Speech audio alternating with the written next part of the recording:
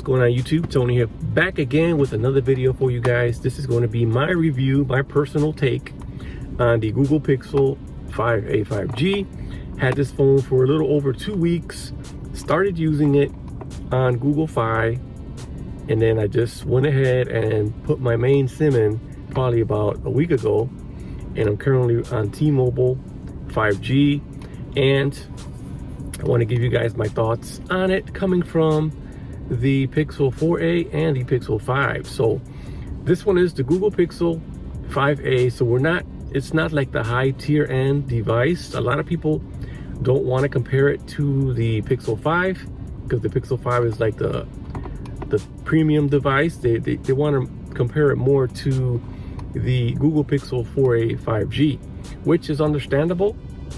But across the board, across the Google Pixel 5, the 5a 5G, the 4a 5G, they're all running the same processor, which is the Snapdragon 765G 7nm processors by Qualcomm, and they all have 6 GB of RAM across the board.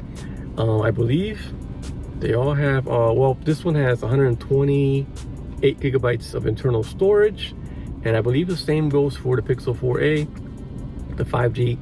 The 5 may have more, I can't remember off the top, but running across the board the same processor. So to me, the experience across all three devices is pretty much similar, other than the Pixel 5, which is the top tier one.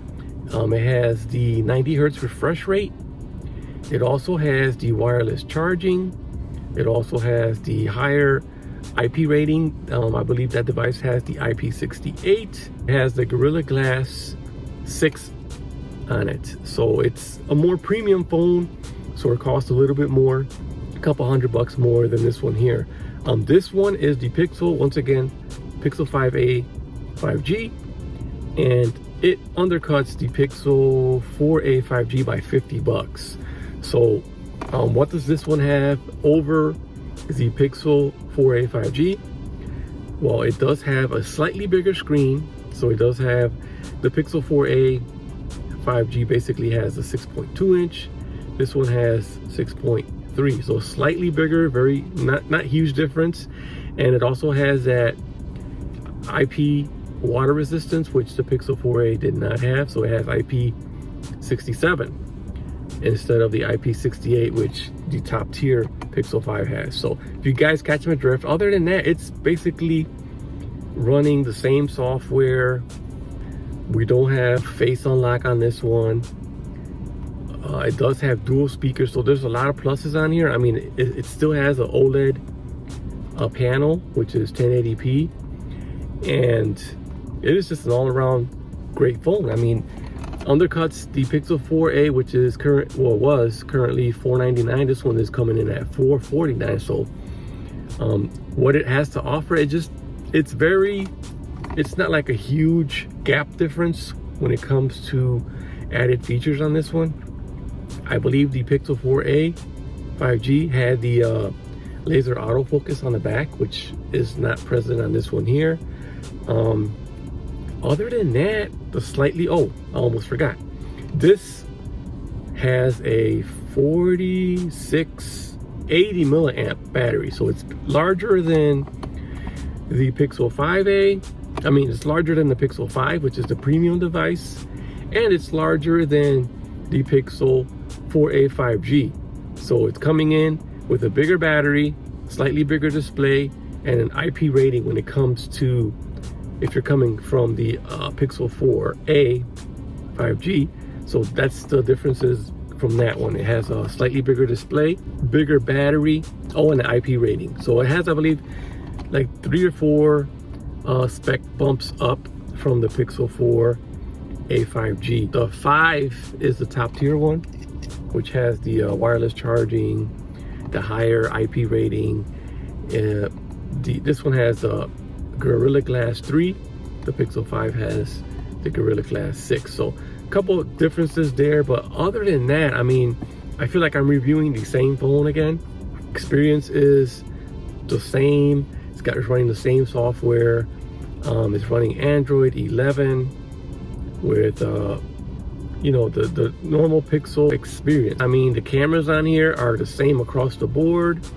We got that 12 and that 16, and then on the front we have that 8 megapixel camera. Other than that, oh, we do have always on display on here. I'll show you that real quick. There it is. Always on display is present. I think it's one of the best fingerprint readers out on the market right now. The cameras on here, excellent cameras. I know there's a lot of issues about the 4K 60. People are just bombarding videos, myself included, but me, I was just letting it be known that it is an issue. Well, it's not an issue, it is present, because it's only an issue if you actually use the 4K 60, which I never do. I don't even record in 4K because it's just a huge file. It takes up a lot of storage on my phone, and the uploading process to YouTube is just horrendous. It's longer, so it takes longer time to edit, also because it's a bigger file.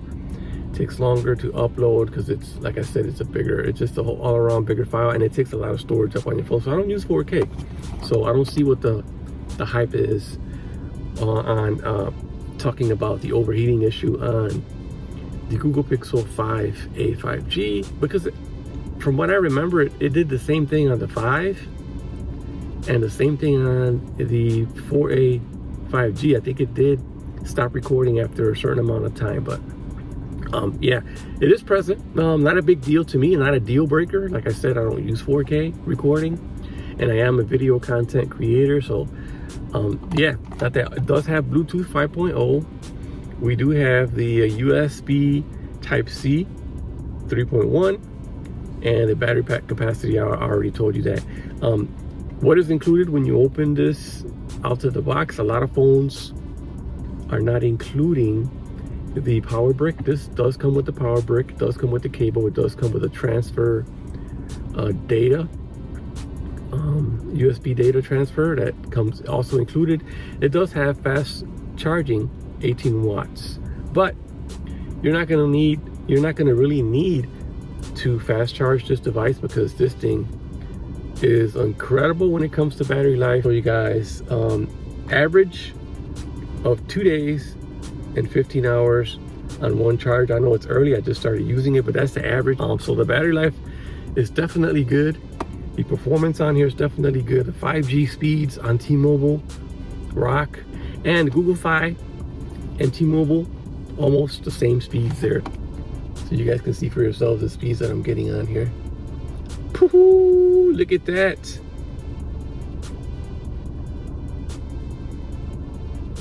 The speeds are just crazy. So yeah, check it out for yourselves. I told you, T-Mobile speeds, they're crazy good over here. But I'm getting excellent battery life. I don't know how many times I said that in this video. I'm just stoked out with the battery life. It even destroys my iPhone 12 when it comes to battery life. So yeah, so 655 on the download, 74.6 on the upload. Crazy good, man. That's enough said right there. Anyway, so yeah, that's that. But so far so good with it. I definitely recommend this phone. If you're out there and you like that Google Pixel experience and you want the best cameras, best still shot cameras in the game, then the Google Pixel 5a definitely would be the one that I would recommend. It's gonna get software updates for like 3 years, so that's great. The phone overall, in my experience, has been running fast, fluid, just like the 5 and just like the 4a. Excellent. So no issues with that. Haven't had any real issues with this phone at all in the 2 weeks of using it with 2 different carriers. It's been phenomenally great. Well, there it is right there, bright full screen.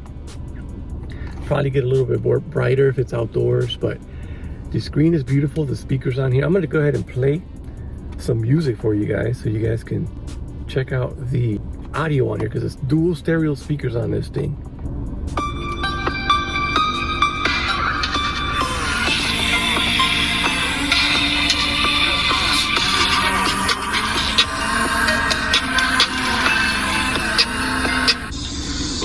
YouTube. Tony here back again with another video, and we are checking out. Speakers on here, incredible. I love viewing content on here. It just sounds real good to me and to my ears. But yeah, so far 2 weeks with the Google Pixel 5a. It's one of those phones where it's not a huge difference from the two previous ones that came out, the Pixel 5 and the Pixel 4a 5G. So other than that though, it's the same experience that I had with those I'm having with this one, except for the amazing battery life. Definitely better battery life than those two devices, the Pixel 5 and the Pixel 4a 5G. Definitely when it comes to battery life, this has a one-up on both of those, and another one-up on the 4a 5G for the water resistance and slightly bigger screen. Yeah, so anyways, Google Pixel 5a 5G, it's a thumbs up, maybe 2 thumbs up from me. I'm actually enjoying the phone. I think the incremental upgrades that it got over the Pixel 4a 5G are definitely worth it. Bigger battery, slightly bigger screen, and that IP rating. So when I'm out on my bicycle, I don't have to worry about rain damaging my phone or nothing like that. So if you want to go with the higher tier one, which is the 5, and you're into the 90 hertz and the wireless charging, that's on you. But for me, I'm happy right here with the Pixel 5a 5G. I hope you guys enjoyed this video. Don't forget to drop a like, comment down below if I missed anything. I try to cover a little bit, as much as I can on this phone, but it's pretty similar to, you know, when the overall experience of the 5 and the 4a 5G is pretty almost identical, except for the better battery life. But yeah, drop a comment down below. Let me know what I guys missed. And did you guys pick up the Google Pixel 5a 5G? Let me know your experience on it. Drop them down below. $4.49 Google Play Store. I think it's only getting it in certain regions. But yeah, that's it for this video. I'll catch you guys in another one. Adios.